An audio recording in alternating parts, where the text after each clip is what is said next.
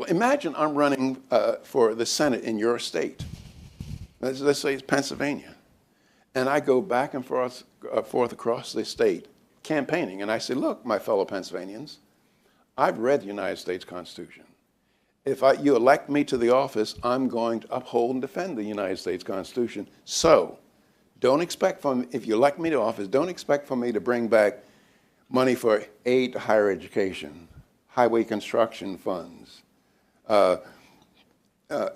prescription drugs, et cetera, et cetera. Do you think I would get elected to the Senate from Pennsylvania? No, I wouldn't. And the tragedy of it is that Pennsylvanians would be doing the absolute right thing by not electing me to the office. Because if I don't bring back all these goodies, it doesn't mean that Pennsylvanians will pay a lower federal income tax.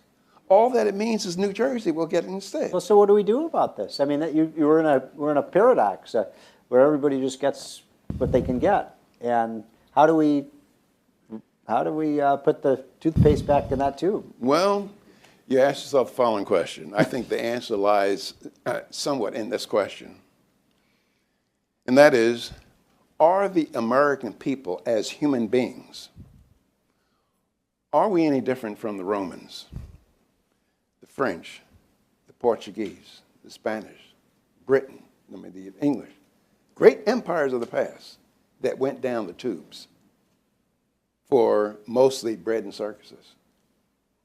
Are the American people any different from that? So do you think I don't know.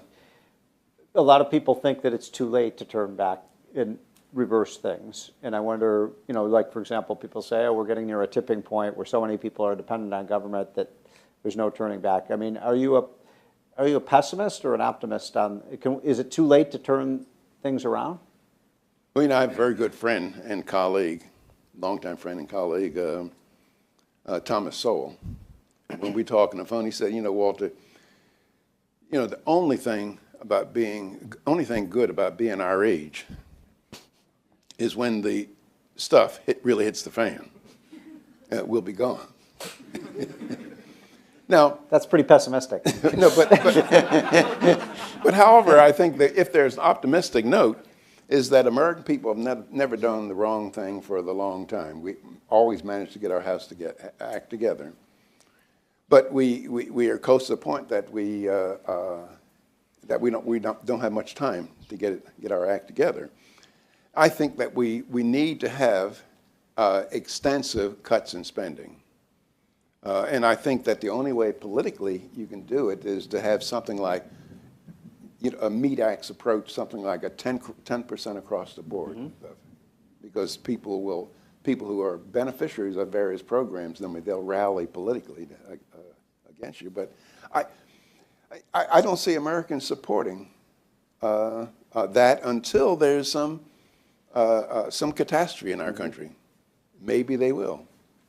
But I could be absolutely wrong, and I hope I'm wrong. But so, my daughter and her recently got married a couple of years ago, and they were asking me some recommendations for the future. And so I said, well, you ought to try to save and hide in your own property about $40,000 or $50,000 in gold coin, and not as an investment, but as a way to get out of our country.